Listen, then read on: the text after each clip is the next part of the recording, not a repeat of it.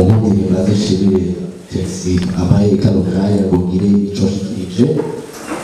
ubwa mbere baje kwitondora jewe nitwa Yves Ishimwe nkaba asanzwe mfasha mu buzima bwa misi yose gutunganya ibikorwa byo kugwira Redemption Voice. Ndazi mwese muribaza igituma kumbure twabahamagaye mu rwego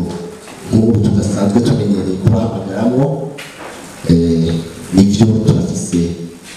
ibintu tugomba ibikorwa tugomba kubamenyesha n'amakuru agezweho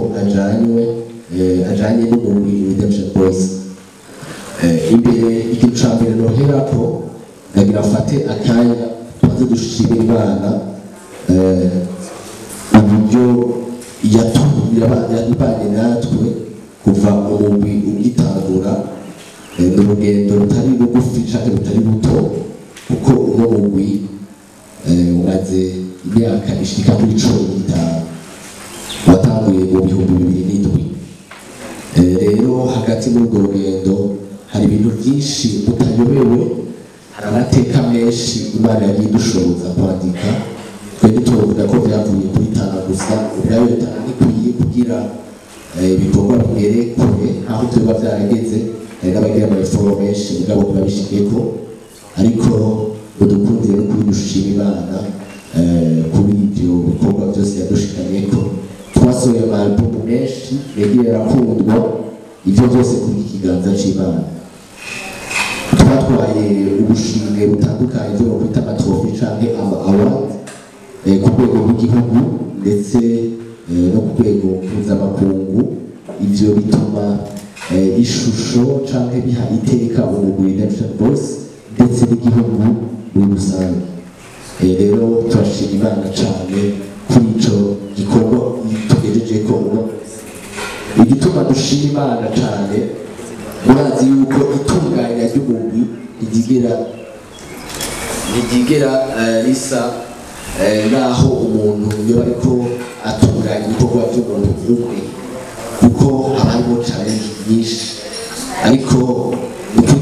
kuva muri 2007 kugera muri 2022 tukiri umugwi n'Imana kandi n'igihugu kidasanzwe cyo gukenguruka. Ica kabiri tukiri kuri ico nyene ca mbere numva cenera kuri ico budukundire tubakengurukira abajournaliste. Imana navuze ko batugiriye neza, mugifise ibikoresho yakoresheje twubaha kandi dukenguruka cane mu mugwi Redemption Voice. Abajournaliste baba abubu baba inararibonye canke ababitangiye imbere, ndabona ngaha inararibonye ba Christian Save n'abanova abitwa ba David Gabriel n'abandi benshi Imana yakoresheje kugira ibikorwa by'uno mugwi bikomeze bije ahabona. Navuze yuko gutangura Tana ubwazo zitihagije kugira ibikorwa bishobore kugenda neza umugwi. Twari gushobora gukora indirimbo nziza cane mugabo zigaherera mu mazu iwacu, uno musi zira n'ibongizi nk'uko murizi. Rero aha ndagomba kubatera cane, ndababwire ngo turubaha ibikorwa ukora n'ivyo Imana yabakoresheje muri Redemption Voice kugira uno musi tube turi aho tugeze uno musi. Iyo yari isupwa yenera ku ya mbere kuvyo twari twatanguye tuvuga. Ica kabiri dukoranije muri ubu buryo ni gushira ku mugaragaro igikorwa ca mbere c'uno mwaka mu mugwi Redemption Voice. Igikorwa ca mbere c'intango muri ibikorwa vyinshi dufise uno mwaka muri Redemption Voice. Iyo nayo n'indirimbo ya mbere uza gushobora kubona amasanamu mu mwanya turaza kugira akanya ko kwivugako. Nibaza ko iri mu majambo makuru yatuzindukanye uno munsi. Muze kudukundira tuje tuyiraba kumbure urongoye programme niyagira ico abitubwiyeko. Hama ikindi ca gatatu nagomba mu Redemption Voice turafise ibindi bintu vyinshi dukenguruka. Murazi iyo umugwi uriko uratangura uba ufise ibisa n'iyerekwa ibyo bakwita vision mu Faransa uba ufise imigambi n'ihangiro uba wihaye gushikako rero kimwe mu byo twari dufise hari byari bisa n'indoto kuko umuntu atabona byari canke gute bizokunda rero twari kimwe muri ibyo twarifuza kuzobona umugwi Redemption Voice utakiri umugwi waha mu Burundi gusa ariko ari umugwi uri mu mahanga ahantu hatandukanye nk'uko tubona ibigwi isanzwe ikomeye nka za Hillsong n'izindi ushobora gusanga yaravyaye igashobora kwepakta no kuzana changement aho igiye iragera hose aho usanga hari Hillsong USA Hillsong Australie n'ahandi rero uno munsi tuvugana tugiteka yo kwamenyesha yuko uyu Redemption Voice waravyaye nta wiyongoye kandi baragisubiza kugira ivyo gutanga amakuru nk'uko twayavuze si umuntu wiyongoye n'umugwi twavyaye muri Redemption Voice witwa Redemption Voice Canada umuntu wikorera amashini icyo dushima Imana cane kuko rimwe na rimwe hari igihe umuntu atangura ibintu bisa n'ibitaboneka ariko Imana yene vision ikagendera bishyigikira ikabikomeza rero turabiteze yuko bizogarukira muri Canada gusa kuko dufise abambasaderi benshi ku mugabane w'isi ahantu hatandukanye vuba tubiteze ko dushobora kuzokumva za Swede hari abana ba Redemption bazoba bahari muri Swede rero Imana iradushoboje naho tutaratangura kuvuga ko we imigambi muzogenda mubona abo bose mu bikorwa byacu bya misi yose ego murakoze intumbero zarizo zitatu sizi yuko siko tuba turabe amasanamu canke twobanza twagira ko n'ibibazo ibyo yitwa imwe ikirundi imwe ndazi ko mwese ngaho muca kugira amakenga ati imwe n'iki imwe kubera iki mwahise imwe ndaza gusaba mugenzi wanje ngaha Rave Patrick umenyere kuzajyarugabo urashobora kubaza ati imwe n'iki muri Bibiliya Matayo 18:12 Yesu yareka bivuga nk'umugani mu mugani mugabo avuga icyamuzanye gukora ku isi imwe n'intama abamuyoboka Bibiliya bagereranya nk'intama imwe n'intama hariho 99 mu bisanzwe muri iyo nkuru ya imwe harimo urukundo Yesu akunda abantu ni intama imwe bituma umwungere asiga 99 akaza kurondera iyimwe rero nini iyimwe ni twebwe iyimwe ni mwebwe iyimwe n'umuntu wese Yesu yaje ku isi kurondera niyo nkuru y'iyo ndirimbo yawe hamaje ikibazo cya mbere nashaka kubaza izi ndirimbo zo guhimbaza Imana hari abantu benshi baba bazi neza yuko umengo ni indirimbo nyine zinjiza umuntu muri mwe neza ariko turavye nk'amasanamu y'iyi ndirimbo imwe urabona neza yuko umengo ni za ndirimbo tumenyereye z'abaririmbyi basanzwe ngaha mu Burundi bari kwa profile nashaka mbaza ibyo mbere ubutumwa buba bushaka aho bushika burahashika neza mu gihe amasanamu uyabonye uturi kurumviriza son utumenya ko ari indirimbo y'Imana yo guhimbaza Imana ikibazo cya kabiri ni kubera iki iyi ndirimbo yitwa imwe kubera iki yitwa imwe icyo ni ikibazo cya kabiri ikibazo cya gatatu ni mufisihe migambi muri uyu mwaka wa 2020 reka ngeze ngaho mu bishurije merci kuvuga no kuri icyo kintu cy'isanamu mu bisanzwe umuziki si isanamu umuziki ni message umuziki uwo ari wo wose uraba ishusho atavora imirimo nta mpamvu yo kuraba umuziki ni kivugwa umuziki ni son umuntu ajya muri studio kugira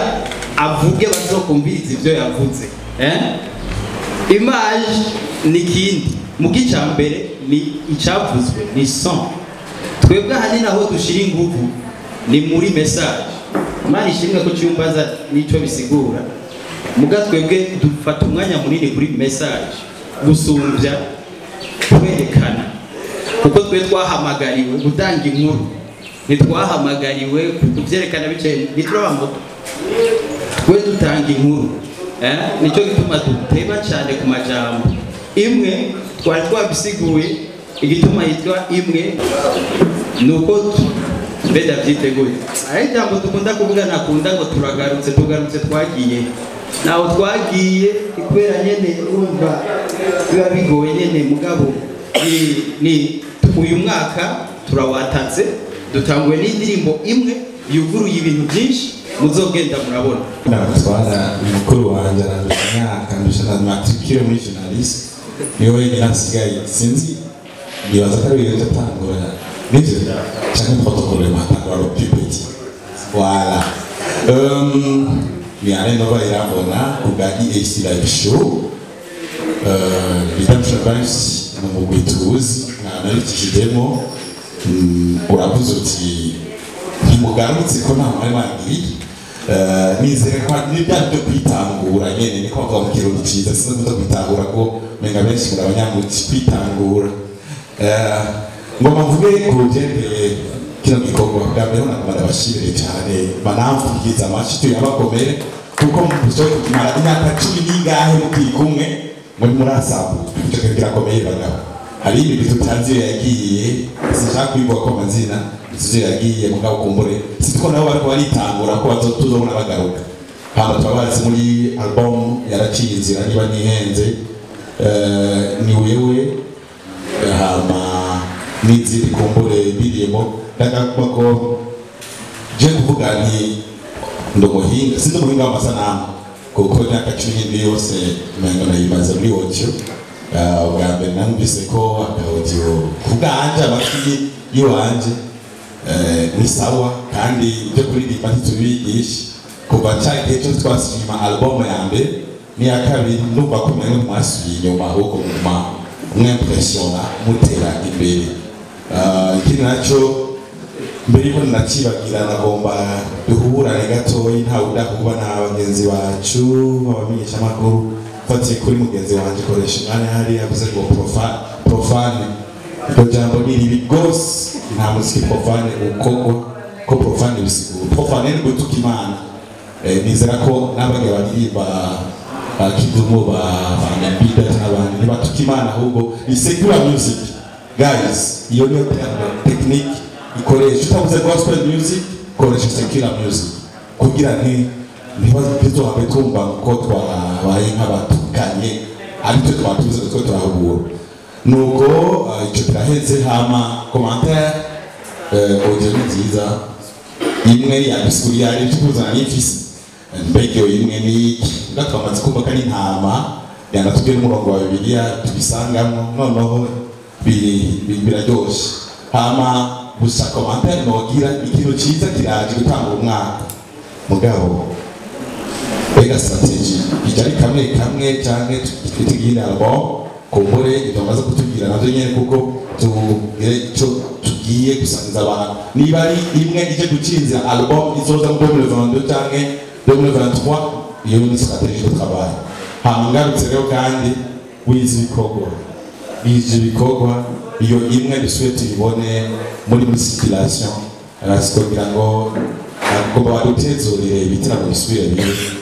nivyo mashenge mbwa ntibigeze bihagarara kugira ngo kumbure ibintu bibana ibe neza gusumba bikameragirije hano hanyuma nk'umukuru wanje nawe kuri commentaire yiwe Nova commentaire tuba zibiri ya mbere yanditse kuri clip jewe igana kera ibyo mwagize n'ijambo barabyara kubiba ndiko gusombere kontra azara ndirimbo atamba yarayenderetse ariko arajugumira aziwe ko bataca mvuga ubu rero hariho ifasi kuvuga ubutumwa abantu bidegereje badatinya ari abajene bisanzuye kugira n'abandi bana bangana babone ko muragijwe atari wo kuri bibaganye yaba yiciriye ivyo bintu bihinduka ryo muri gospel kandi bishikira abantu ubu uravye image ngano wati promesse de l'émission belle image nayo nyene iratanga ubutumwa kandi kuri destine kubitwara igiciro entre guillemets abaje n'ibintu vyiza cane ivyo ndabivuga kubera umuntu bidoze ndazi ngene wavutse ndazi ingorane wagize mu ngorane wagize harimo n'iyo stile ishaje sivyo rero baca vyibuka urabyibuka petro muri Istanbul aho yatanguriye hari abatahu nzanye iyindi faso yo kuririmba no gushima Imana. Alors, commentaire ya kabiri ariyo ya nyuma n'ibijyanye no ku impact umuziki ukomeye gusumba ibindi ku impact inkuru y'enda gusakura muri iyo music ugomba ku impact ngaha muri mare international sinayinzi ko mu gice keza nabonye mu buryo bw'ubuvuzi ukuri arengewe kabisa niba bafata alors iyo impact rero ubwanje c'est pas que ari bari ngana abandi bavutse muri Canada n'abandi peut-être bazovuka bavuze muri bavuze ntabwo zashoboka za Swede bavuze cyane Swede mugabo kubira ni byiza mugabo impact yaguti ko keza mu bamaze kubabwira bashaka rero kuzigira reaction mwibuke ingene abarinzi bamwe bamwe nk'abakurire Dudu Bibiri ariki sinzi ko lisansi cyo cy'abakurire hariho amakompetisiyo za Segarebuya ko habaye imfura baraswarira n'abaorganiza kandi abategeka n'iganza kurikira abakora gospel bitangurira kwiyumvira kwiyasosiyana n'abandi mukore hari amakompetisiyo hari amafestival kuko ayo sasofe mu Burundi biratugora cyane kujya batabatawe umwanya wa mbere ko kivu ubu rero hageze ko muorganiza turazi ko hari abantu bafite initiative babwiye baseruka hajya bazibya n'abana biba neza gaye hariho bahiteni banga hariho ya mibindi bitoreye tubone rero muje hamwe mutegura ikintu hamwe kuko kera bavuga ati nta mukristo yari mu muri competition ayo sasofe siga rero yateguwe n'umugizi sibyo gaye iyo hatse umukristo ngo ategure siga rero danze ko atakutaho baca uyu ni Jean Pentecote cyangwa uyu ni Jean Vivant biragomba kuyama ibyo rero ni ibintu ko hari nzigomba gutegura ni ibintu biboneye bipfuje ko bibaho mugabo nibaza ko muri mushoboye bakora ibyo byarabananiye byarabananiye gukora ingorane zava bitetse kuba pasiteri n'ibindi mugabo mwe murabishoboye nagenda hamwe n'abandi bakora nk'abo tukagira nawe twavuga amakaraoke hariho amakaraoke y'abafite yabaye party urabyibuka hari ubuntu hamwe n'agatanga kepfo bahita gutabataka karera bica ababyica abakristo izi initiative zarabaye tubona gukompanira amafamiye tubona abana banyu bagenda karaoke kuri karera beach cyangwa kugura ahantu batarinda kuri biyabo umutwe sibyo bikahaba kubera ko turi muri conférence de presse tukagezaho nifuza rero ko mumaze keza mumaze kwaguka murabe ibyo bibazo rero bakuru banyu byabananira mubikorokere ko twabikora kivamo icyo profite ibyinshi bayifatira ko hama umuntu yanditse script gahembwe idazije script arazi kuraba abantu je mbonye zake kwimoto ubwo sinzi ko mwamenyereye aba bagabo umwe wese w'umuhakazi amenyereye weze kuri za jojo bigabo yari yacitse soke ku modoka nubwo bibaryoshe wavuze yuko umuntu ariko arayiraba yiyitiranya n'izindi ibaza ko atatahuye na message irimo naho umuntu yoyimutinga arabona ingene David bose abacako n'icyo bavugana n'icyo abasigira kuko iyo imwe nibaze yo kwinasigura n'ubuzima abantu benshi babayeho mu gutandukana ufashe umwanya ukayiraba wazimije son urashobora gutahura neza iyo message irimo hanyuma nagiye numva ibibazo byinshi cyane cyane ku makolabo canke ku bikorwa ubwabo bya Redemption Voice je nibaza ko kenshi abantu banadebukirwa kuko ubwacu muri twebwe tutavyiyumvamo turi abarundi bo kwizina mugani turi abarundi babo Redemption Voice iyo tubabonye turi abarundi bari mu gikorwa sabidi kwa kundi uba interese no kugomba kumenya ibyo abantu barimo ukinjiramo ninde haproposa kubagira documentaire muri mwe bwo bamenyeshamakuru apari ibibazo bisanzwe byo hejuru hari umuntu yamaze kubaproposa bagire documentaire ikwiriye hariho amashive bafise y'amafoto n'amasanamu abantu babone by'ukuri iyo bavuye kugira ngo ikintu tugishire ko aksa sinzi ko muri ko murabibona uyu munsi kubera Uburusiya buri ko gutera Ukraine amahistoire y'Uburusiya na Ukraine ari kuri YouTube yari amaze ku imyaka 6, 8, 10 imyaka 2 ubu ni ari trending niyageze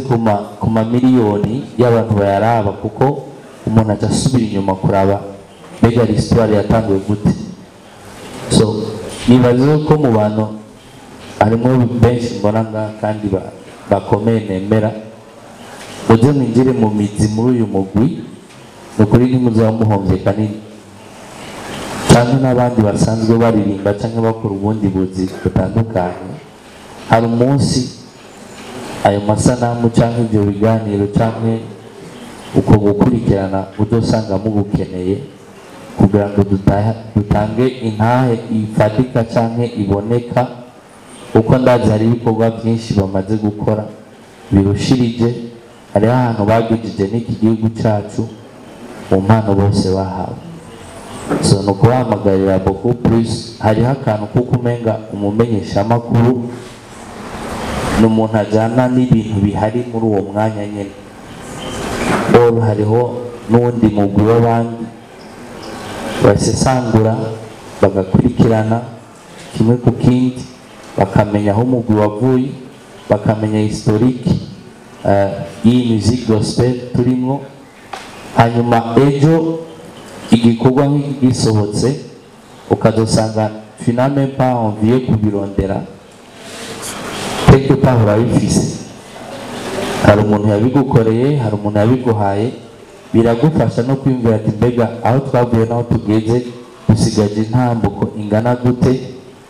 turiko turaraba ahandi tugana canke uku kuntu dukunze kugereranya abarundi n'ibihugu bibanye tukabona umenga hariho icyo badusumbije nubwo nta gihari naho muzobimbaje ejo nzodemanga nta gihari nta na kimwe badusumbije gusa yuko